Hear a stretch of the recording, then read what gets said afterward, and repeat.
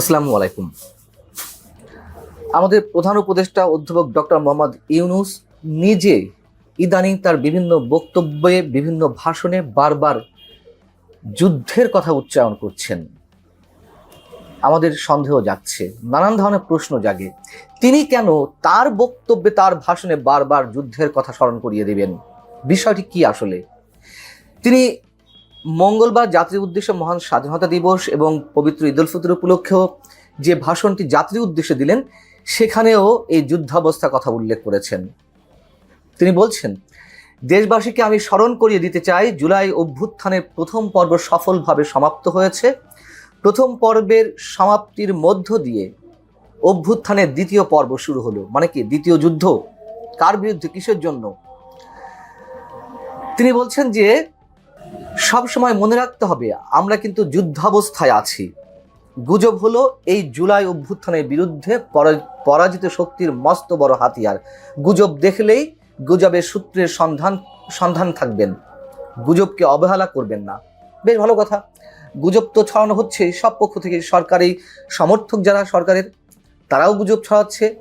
আর যাদেরকে তিনি মিন করছেন, আওয়ামী লীগ, অবশ্যই আওয়ামী লীগের বিভিন্ন পর্যায় থেকে গুজব হচ্ছে, গুজব ছড়ানো হচ্ছে, এটি অস্বীকার করার কোনো উপায় নেই। কিন্তু তিনি যুদ্ধের কথা নিয়ে আসছেন কেন? আর যুদ্ধের কথা যদি নিয়ে আসেনি, তাহলে তিনি সত্যকে আড়াল করছেন কেন? যুদ্ধের কথা কারা উচ্চারণ করছেন?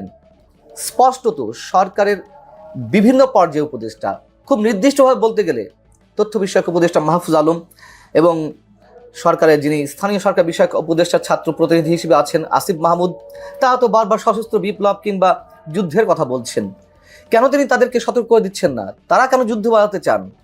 গুজব দিয়ে আর যুদ্ধ কতটুকু করা যায়? আওয়ামী লীগ গুজব ছড়াচ্ছে, প্রথমেই স্বীকার করে নিয়েছে, অস্বীকার করা কিছু নেই, যদিও আমরা এটিকে সমর্থন করি না কোনো অবস্থাতেই। এবং শুধু সরকারের উপদেষ্টারা যুদ্ধের কথা বলেই ক্ষান্ত হচ্ছেন না। দেশের সার্বভৌমত্বের প্রতীক সেনাবাহিনীর বিরুদ্ধে তারা যুদ্ধের ইঙ্গিত দিচ্ছেন, ক্যান্টনমেন্ট গুড়িয়ে দেওয়ার কথা বলছেন স্পষ্টভাবে। কেন তিনি তাদেরকে সতর্ক করে দিচ্ছেন না? কেন তিনি উদুর পিণ্ডি বুদুর ঘাড়ে চাপানোর চেষ্টা করছেন? যা ঘটছে সবকিছু আওয়ামী লীগের উপর দোষ চাপিয়ে দেওয়ার চেষ্টা করছেন। এবং এই যুদ্ধটা যদি বাধে, তিনি বারবার যদি বলছেন যে আমরা যুদ্ধাবস্থায় রয়েছি, সেই যুদ্ধের জন্য কি আগে থেকেই প্রস্তুতি নিয়ে রাখা হয়েছে? পুলিশের কাছ থেকে ছিনতাই করা ৮,০০০ অস্ত্র কোথায়? কেন সেই অস্ত্রগুলো উদ্ধার করা হচ্ছে না? এবং যেগুলো শোনা যাচ্ছে যে বাইরে থেকে বিভিন্নভাবে অস্ত্র আসছে, কেন এই সব নিয়ে সরকারের স্বচ্ছতা আমরা দেখতে পাচ্ছি না?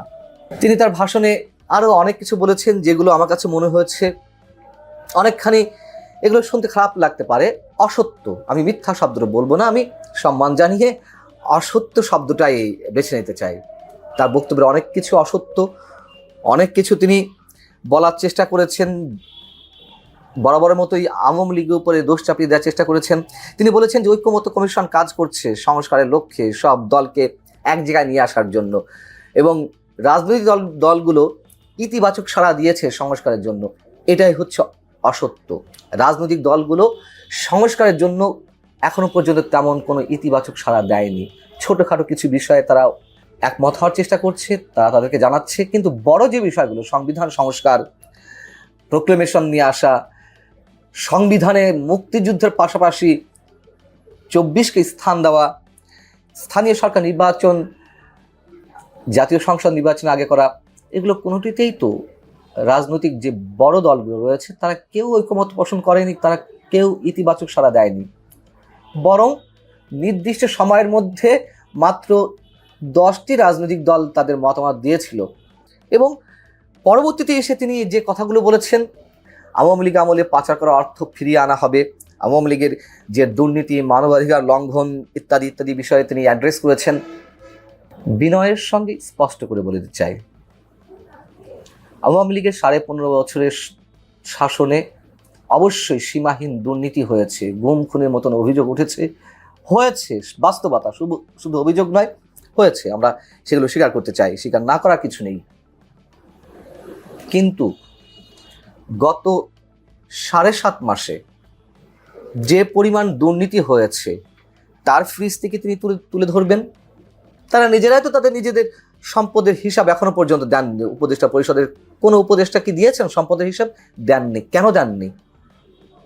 যে পরিমাণ মানুষ বিচার বহির্ভূত হত্যাকাণ্ডের শিকার হচ্ছেন, মব জাস্টিসের শিকার হচ্ছেন, মানবাধিকার লঙ্ঘনের বিষয়ে হিউম্যান রাইটস ওয়াচ এবং আরও 8টি সংগঠন, মোট 9টি সংগঠন বিবৃতি দিয়েছে, তাদের উদ্বেগ জানিয়েছে। যেভাবে মানবাধিকার লঙ্ঘন হচ্ছে, সংবাদ কর্মীদেরকে বাধাগ্রস্ত হচ্ছে, তাদের উপর নির্যাতন চালানো হচ্ছে, সেগুলো বিষয়ে তিনি কি বলবেন? শেখ হাসিনা আমলে কি হয়েছে? গণতন্ত্র অধিকার হরণ হয়েছে, বাক স্বাধীনতা হরণ হয়েছে, নানান ধরনের অপকর্ম হয়েছে। এগুলো যে কোনো সচেতন মানুষের স্বীকার করতে হবে। কিন্তু গত 7.5 মাসে 15.5 বছরে যে দুঃশাসন, সেটিকেও তো কোনো কোনো ক্ষেত্রে ছাড়িয়ে যাওয়া হয়েছে। দুর্নীতি বিষয়ে ট্রান্সপারেন্সি ইন্টারন্যাশনাল বাংলাদেশ টিআইবি নির্বাহী পরিচালক ডক্টর ইফতেখারুজ্জামান, তিনি তো ওপেন বলেছেন কিভাবে দুর্নীতি হচ্ছে। আমরা চাঁদাবাজি দেখছি না, আমরা দখলবাজি দেখছি না। সরকারের কোনো উপদেষ্টার বিরুদ্ধে স্পষ্ট অভিযোগ আসছে না যে তারা কিভাবে চাঁদাবাজি করছে। সরকারি দল হিসেবে যেটা আত্মপ্রকাশ করেছে এনসিপি, ন্যাশনাল সিটিজেন্স পার্টি, তাদের যে নেতারা বা সাবেক সমন্বয়করা কিভাবে চাঁদাবাজি করছেন তার প্রমাণ কি আমরা পাচ্ছি না? তারা হাতে হাতে ধরা পড়ছে না? এই সমন্বয়করা যে পরিমাণ চাঁদা তুলছে দলের জন্য, তারা শতাধিক গাড়ি বহর নিয়ে যাচ্ছে ক্যাম্পেইনের জন্য। নির্বাচন তো এসে পারেনি, তার আগেই এই অবস্থা। এই টাকাগুলো উৎস কোথায়? কে দিচ্ছে এত টাকা? তিনি বলেছেন যে অর্থনৈতিক অবস্থা খুবই ভালো, অর্থনীতি ঘুরে দাঁড়াতে শুরু করেছে, অথচ তারই নতুন নিয়োগ দেওয়া বিশেষ সহকারী ডক্টর আনিসুর রহমান, তিনি কি বলেছিলেন যে দেশের অর্থনীতির এমন ভঙ্গুর অবস্থায় এর আগে কখনো দেখা যায়নি। মানে মুখস্থ কথাবার্তাগুলো আমাদের প্রধান উপদেষ্টা দিনের পর দিন শুনিয়ে যাচ্ছেন, এক ধরনের ভাঙা রেকর্ডের গান। এগুলো শুনিয়ে লাভটা কি? আমরা তো উন্নয়নের ফিরিস্তি শুনেছি শেখ হাসিনার সময়, সেখানে স্ট্রাকচারাল ডেভেলপমেন্ট ঠিকই হয়েছে, কিন্তু উন্নয়ন নিয়ে অবশ্যই প্রশ্ন ছিল। মানুষই শেষমেশ সেগুলো বিশ্বাস করেছে। এখন যেগুলো বলছেন আপনি, এগুলো বিশ্বাস করবে? কোনো অবস্থাতেই না। বিদেশি ঋণ একেবারে মুখ থুবড়ে পড়েছে। মানুষের আশা ছিল, আকাঙ্ক্ষা ছিল যে ডক্টর মোহাম্মদ ইউনূস আন্তর্জাতিক খ্যাতি সম্পন্ন অর্থনীতিবিদ, শান্তিতে নোবেল বিজয়ী, তিনি এলে কি না কি হবে, উন্নয়নের জোয়ার বয়ে যাবে। বিদেশি দাতা সংস্থাগুলো, কথিত দাতা সংস্থাগুলো টাকা নিয়ে বসে আছে যে বাংলাদেশকে ঋণ দেবে। কিছুই তো না। এবং বিদেশি ঋণ 68% বরঞ্চ কমেছে গত 2023-24 অর্থ বছরের তুলনায়। 2024-25 অর্থ বছরে বিদেশি ঋণ 68% কমেছে। তাহলে কি আমরা বলবো যে আওয়ামী লীগ ভালো ছিল? যদি এই জায়গা থেকে প্রশ্নটি তুলি, খুব কি অস্বাভাবিক প্রশ্ন তোলা হবে? ব্যাংকগুলো মাজা সুজা করে দাঁড়াতে পারছে না। বাংলাদেশ ব্যাংকের গভর্নর আহসান ইস মনসুর, তিনি নিজে বলেছেন একদিন আগে যে টাকা ছাপিয়ে দেওয়ার পরও ব্যাংকগুলোকে বাঁচানো যাচ্ছে না। টাকা ছাপিয়ে লোন দেওয়া হলে, ঋণ দেওয়া হলে কি হয় আমরা জানি, মুদ্রাস্ফীতি, মূল্যস্ফীতি আরও বাড়তে থাকে।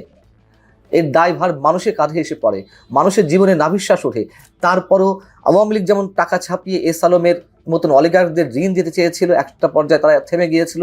এই সরকার ঠিকই টাকা ছাপিয়ে ঋণ দিল, কাজ তো কিছু হলো না। কোন দিক থেকে আমরা ভালো আছি? অতএব এই যে অর্ধসত্য কথাগুলো, কোনো ক্ষেত্রে সত্যকে আড়াল করে একেবারে বায়বীয় কথাবার্তা, এটি ডক্টর মোহাম্মদ ইউনূসের কাছ থেকে আমরা কোনোভাবে আশা করতে পারি না। এবং তিনি এখনো মানুষকে ধোয়ার মধ্যে রেখেছেন। আর শেষে আরও একটু কথা বলতে চাই একই বিষয়ে, যুদ্ধাবস্থার বিষয়ে। তার এই কথাগুলো খুবই অ্যালার্মিং, আমাদের কাছে আতঙ্কের সৃষ্টি করে।